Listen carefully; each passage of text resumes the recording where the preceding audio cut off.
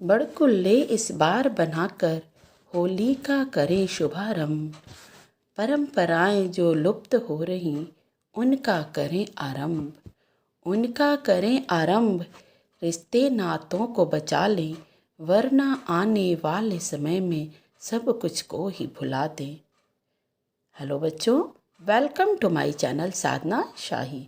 बच्चों, आज मैं आप लोगों को बड़कुल्लों के बारे में बताऊंगी। इस बार आप बड़कुल्ले बनाकर होली पर्व का शुभारंभ करिए। बेटा, आज समय बड़े ही तेजी से आगे बढ़ रहा है। ऐसे में हमारी परंपराएं विलुप्त होती जा रही हैं। आज उनको याद रखना बहुत ही ज़रूरी हो गया है, क्योंकि उन परंपराओं के साथ ही हमारा प्रेम, सौहार्द सब कुछ विलुप्त होता जा रहा है। हाँ, गांव में कहीं कहीं ये परंपराएं आज भी जीवित हैं, जिनमें प्राण डालना जरूरी हो गया है।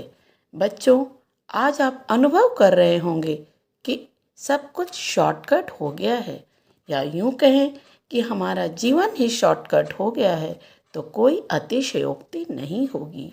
आज हर सामान की तरह बड़कुल्ले भी मार्केट में बने बनाए उपलब्ध हैं, किंतु जब हम कोई चीज़ बाजार से बना बनाया ले लेते हैं, तब हम उसके बारे में जान नहीं पाते हैं। अतः हम बड़कुल्ले बाजार से न लेकर स्वयं बनाएंगे और उसकी विस्तृत जानकारी प्राप्त करेंगे।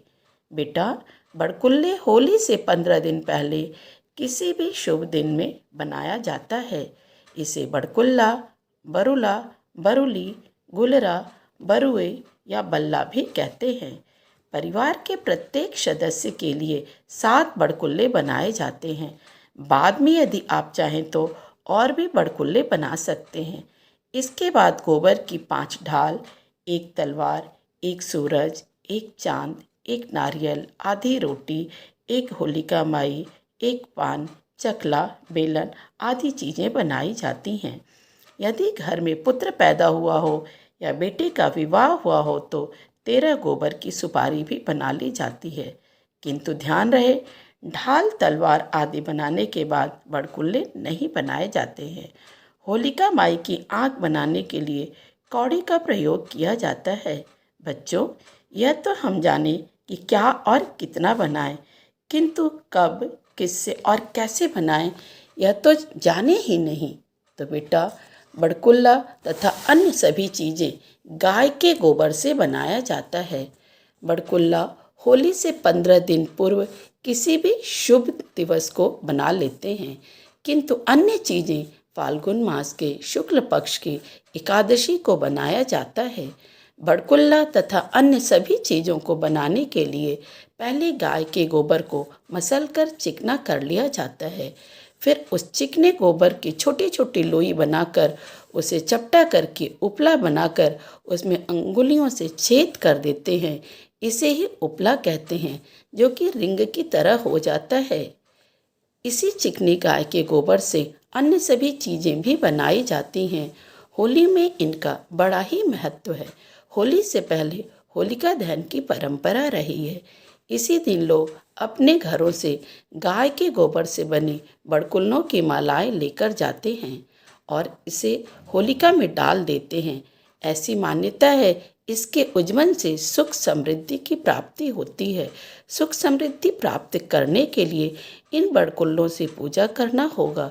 तो आगे हम जानेंगे इन बड़कुल्लों से पूजा करें कैसे। तो बेटा, होलिका के दिन एक नारियल की रस्सी में 7-7 बड़कुल्ले तथा सभी तरह के खिलौने डालकर घर के सभी सदस्यों के लिए एक एक माला तैयार करेंगे। इसके अतिरिक्त शीतला माता, अपने घर के पितर, हनुमान जी के लिए भी एक एक माला गूंथकर तैयार करते हैं। फिर उन तैयार मालाओं पर गुलाल व रोली छिड़क लेते हैं। अब सभी मालाओं को एक थाली में सजा लेते हैं। फिर उसी थाली में मिठाई भी रख लेते हैं और अब इस मिठाई और बड़कुल्ले से होलिका का पूजा किया जाता है। सभी गोबर की बनी सामग्री होलिका में डाल देते हैं।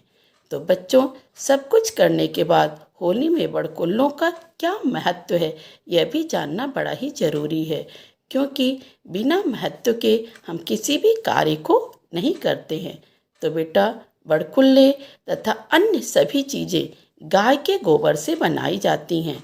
जब हम इन्हें होलिका में डालते हैं तो इनसे उठने वाले धुएं से वातावरण शुद्ध तथा कीटाणु रहित हो जाता है, जिससे अनेकानेक बीमारियों से हमारी सुरक्षा होती है। बेटा यह ध्यान रहे, बड़कुल्ले को होली में डालने के बाद जब हम होलिका जला लेते हैं तब हम होली के गीत गाते हैं तथा एक दूसरे को मिठाई खिलाते हैं, जिससे हमारी आपसी रंजिश समाप्त हो जाती है और हमारा आपसी प्रेम बढ़ता है।